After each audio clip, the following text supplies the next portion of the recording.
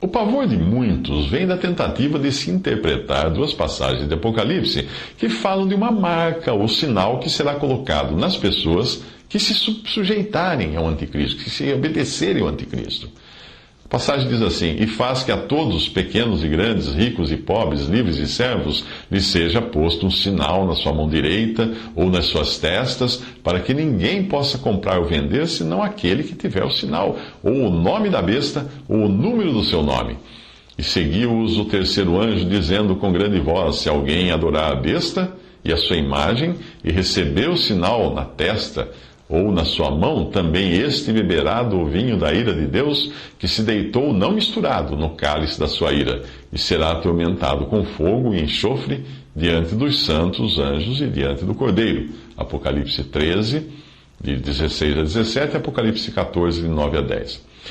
Esta passagem não fala de um microchip, mas de uma marca ou sinal que nós nem sabemos o que é. E nem precisamos saber, porque quem precisará se ocupar com isso serão os deixados para trás após o arrebatamento.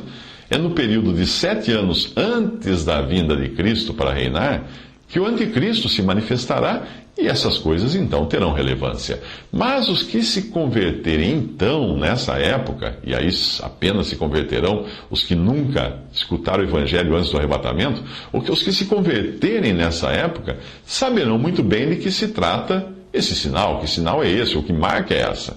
Quanto a nós, Deus não é Deus de confusão, senão de paz, como fala em 1 Coríntios 14, 16. E Deus não nos deixaria no escuro, se este fosse um enigma para nós resolvermos. Você sabe o que significa marca ou sinal? Nem eu.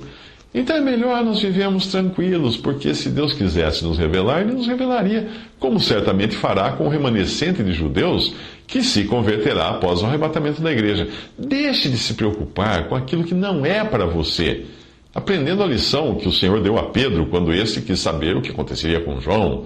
Disse-lhe Jesus: se eu quero que ele fique até que eu venha, que te importa a ti? Segue-me tu.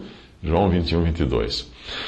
Mas agora, voltando à passagem que fala da marca ou sinal em Apocalipse, é preciso lembrar que nós temos diante de nós um livro de símbolos, e qualquer estudioso das Escrituras entenderá que a fronte, a testa e a mão são lugares onde esse sinal será colocado, nos falam respectivamente dos lugares de nosso corpo onde são tomadas as decisões, que é o cérebro, e do membro que nós usamos para colocar em prática tais decisões, que é a mão.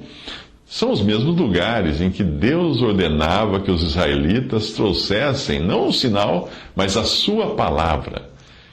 Lá diz no Antigo Testamento: essas palavras que hoje te ordeno estarão no teu coração. Também as atarás por sinal na tua mão e te serão por frontais entre os teus olhos, ou seja, na testa, em Deuteronômio 66, de 6 a 8. Alguns judeus religiosos trazem até hoje uma fita ou uma caixinha com textos da lei amarradas na testa e outra amarrada na mão. O que eles não entendem é que Deus exigia obediência e não um enfeite, não um adereço. Junte isso com a passagem de Apocalipse e você entenderá que é de obediência ao anticristo que aquela passagem está falando. Pois logo em seguida, aquela passagem, você encontra o contraste e o que irá caracterizar os que não trouxerem o sinal da besta. O que é? O versículo diz assim: os que guardam os mandamentos de Deus e a fé em Jesus. Apocalipse 14, 12. Paulo mostra que esta é também a característica daqueles que hoje fazem parte do corpo de Cristo, pois uma pessoa fica serva daquele a quem ela presta obediência, seja a Cristo, seja ao inimigo de nossas almas, ou seja, ao pecado.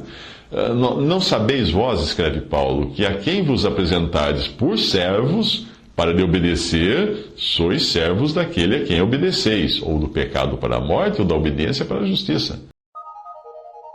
Ficou com dúvidas? Assista o restante deste vídeo no canal Mário Persona, seguindo o link na descrição.